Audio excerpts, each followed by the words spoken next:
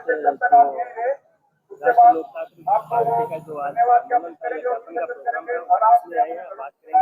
आपका नाम क्या है? मेरा नाम सही राम सियाग है। मैं बरजांग सर से हूँ। ये डूंगर जी परेड दसरा सबसे आरएलपी कार्यकर्ता है।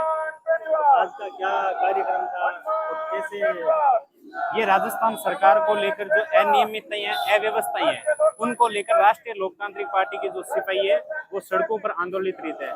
क्योंकि हमारे बीकानेर में स्वास्थ्य मंत्री ने कल परसों जो बयान दिया था महिलाओं को, प्रसूताओं को, कि वो नाचती गाती आई थी या मतलब पैदल आई थी, उस खासकर उस बयान को विरोध में महिलाओं के सम्मान में राष्ट्रीय लोकतांत्रिक पार्टी है वो सड़कों पर आंदोलित रहते हैं कि मंत्री का इस्तीफा दे। और जो मूर्खों की ये सरकार है, उस मूर्खों की सरकार में जो मूर्ख मंत्री है, उन मंत्रियों को इस्तीफा देने की मांग राष्ट्रीय लोकतांत्रिक पार्टी के नौजवान युवा साथी करने आज कलेक्टर धरने पर आए हैं, ज्ञापन देने। अभी हमारे युवा साथी गए हैं और कुछ ही पल में वो बाहर आने वाले।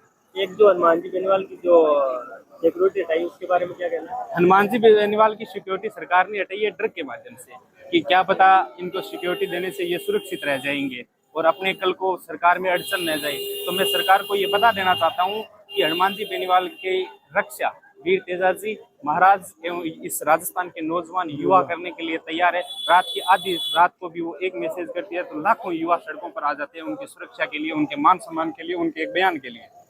आप कब से हनुमान जी बेनीवाल के साथ जुड़े हुए हैं? मैं 2021 से जुड़ा हुआ हूँ। राजस्थानी भाषा में एक छोटी सी कविता है कि आर्य साथी जतन करा कुछ फंस क्यों देश लफंगा में, एक काले मूंगा दौड़ पोसिया हाथ गिचोड़े गंगा में, आर्य साथी जतन करा कुछ फंस क्यों देश लफंगा में। कि कोई लांग बांध रही है, कोई लांग खींच रही है, कोई टोपी टेढ़ी करके दिन भर दाढ़ भींच रही है, आर्य साथी जतन करा कुछ फंस क्यों देश लफंगा में, एक काले मूंगा नेतिया हाथ गिचोड़े गंगा में। कि कह के नट जा पढ़ के हट जा आंका सांग अणुकता है, जयपुर को नू तो दे जा बे खुद लादा है दरभंगा में, आरे साथी जतन करा कुछ फंस गयो देश लफंगा में, काले मूंगा दौड़ फोसिया हाथ की छोड़े गंगा में। कि जन विकास की लिया बांदरी करज विदेशी खारिया है, गरज हेकड़ी नट्टई बेशर्मिया भिकमंगा में, आरे साथी जतन करा कुछ फंस गयो देश लफंगा में, काले मूंगा दौड़ फोसिया हाथ की छोड़े गंगा में, आरे साथी जतन करा कुछ फंस गयो देश लफंगा में। और वो ये सारे साथी तो आगे पंचायती राज चुनाव आ रहे हैं, क्या आपकी क्या तैयारी है? पंचायती राज चुनाव में जो आरएलपी की समस्त ब्लॉक स्तर पर जिला परिषद एवं पंचायत समिति में तमाम सीटों पर आरएलपी के कार्यकर्ता चुनाव लड़ेंगे और मजबूती के साथ चुनाव लड़ेंगे। आपके गांव में गांव कौन सा विधायक आपका? मेरा गांव बरजांग से तहसील। मेरा दूसरा सर। अच्छा, तो आपके गांव में क्या मजबूत है क्या? बिल्कुल मजबूत है। आरएलपी के बहुत सारे कार्यकर्ता हैं और भाजपा और कांग्रेस दोनों से लोग, किसान लोग हैं, वो एकदम मतलब नाक आ रहे, नाकू चना तबाजी। क्योंकि अभी 2-3 दिन पहले आंधी आई थी जिसमें गांव में 7 दिनों बाद बिजली आ पाई।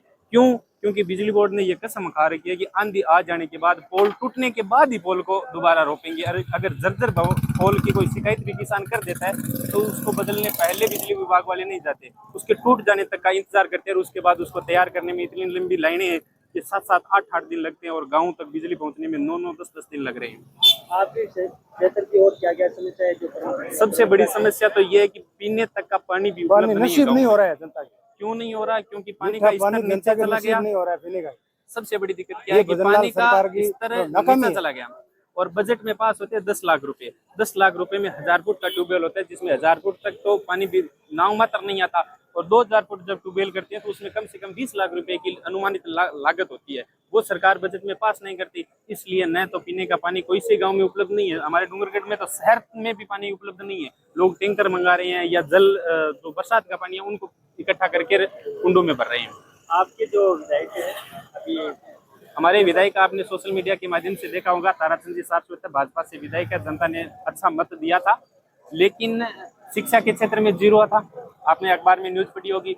स्वास्थ्य के क्षेत्र में 0 था और टोल सड़कें के क्षेत्र में 0 था। यानी किसी भी विकास कार्य में उनके 1 भी रुपया खर्च नहीं किया हुआ था। ये राजस्थान पत्रिका की न्यूज का आंकड़ा बता रहा हूँ मैं अपनी तरफ से कुछ नहीं रख रहा। ये राजस्थान दैनिक भास्कर की जो न्यूज आई थी उसमें आंकड़ा दिखा हुआ था कि ताराचंद जी ने अपने विधायक कोटे से 1 भी रुपया डूंगरगढ़ तहसील में आज तक नहीं लगाया। और आज हमारे सुमित जी गोदारा जो लुनकन सर से विधायक है और मंत्री भी है, वो वाह लूटने गए डूंगरगढ़ में कि हमने जो जन विकास किया उनकी वाह लूटने गए। तो डूंगरगढ़ की जनता ने वहां पूछा था कि आपने आखिर यहाँ जन विकास किया कौन सा था। एक पुल निर्माण की जो मांग थी, विधासर के हाईवे पर, वो अभी तक बना नहीं।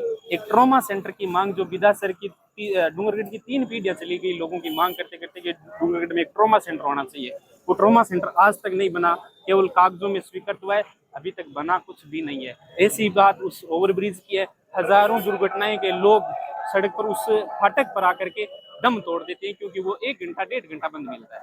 अभी एसीपी ने स्नोई को पकड़ा था। हाँ? तो आपके मैंने सुना है कि जो स्नोई है उसकी 4-5 दुकानें थी पहले डूंगरगढ़ में, देखो भी उसने कुछ किया है। देखो बीज के मामले में पहले सरकार वहां छापा मारती है और उसके बाद में उन्हीं के जो नुमाइंदे अफसर है वो वहां आकर के रिश्वत ले लेते हैं और करोड़ों रुपए क्या वहां रिश्वत ले लेते हैं।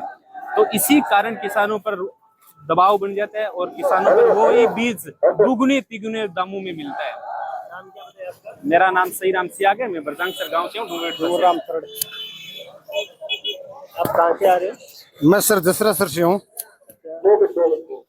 आपके क्या सर? आपके क्षेत्र में क्या समस्या है प्रेजेंट? सारी सर समस्या कौन सी समस्या देख लो राजस्थान में? आज मतलब इससे हालात हो रखे हैं, मतलब आप सोच भी कौन सका।